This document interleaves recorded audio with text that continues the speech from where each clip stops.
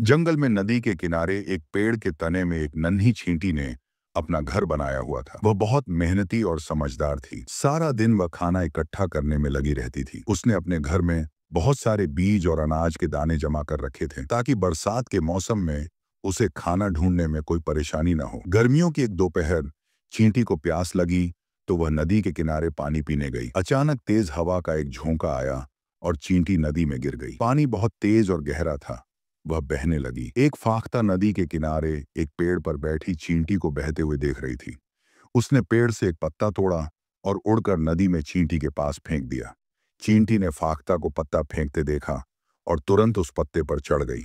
पत्ता पानी में तैरता हुआ नदी के किनारे आ लगा और चींटी सुरक्षित जमीन पर पहुंच गई। नदी से बाहर आने के बाद चींटी ने फाख्ता का धन्यवाद किया। उसके बाद दोनों में दोस्ती हो गई। समय बीतता गया। एक दिन बहुत तेज तूफानी बारिश हो रही थी। ऐसे में फाख्ता खाने की तलाश में कहीं नहीं जा सकी और अपने घोंसले में दुबकी बैठी रही। सारा दिन पेड़ पर गुजारने के बाद फाख्ता को बहुत भूख लगी। जब शाम हुई और बारिश थम गई तो वह जमीन पर खाने के लिए इधर उधर ढूंढने लगी, लेकिन कुछ नहीं मिला। उसी समय चींटी अपने घर से बाहर निकली ताकि फाख्ता की खैरियत जान सके। वह उसे सामने ही मिल गई। क्या बात है, तुम बहुत परेशान लग रही हो, चींटी ने पूछा। फाख्ता ने कहा, आज बारिश की वजह से कहीं नहीं जा सकी, खाने को भी कुछ नहीं मिला, बहुत भूख लगी है, लगता है आज भूखी ही सोना पड़ेगा। चींटी ने मुस्कुराते हुए कहा, चिंता मत करो, मैंने अपने घर में बहुत सारा अनाज जमा कर रखा है, मैं तुम्हें अभी लाकर देती हूँ। वह जल्दी से गई और अपने घर से अनाज के दाने लाकर फाख्ता को दे दिए।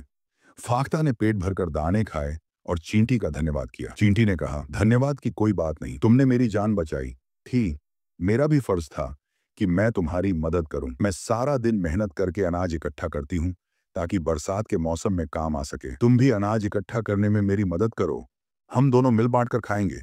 अब फाख्ता अनाज के दाने इकट्ठा करके चींटी को देती और वह उन्हें अपने घर में जमा कर लेती। जब भी बरसात का मौसम आता, चींटी और फाख्ता मिलकर खाती और खुश रहती।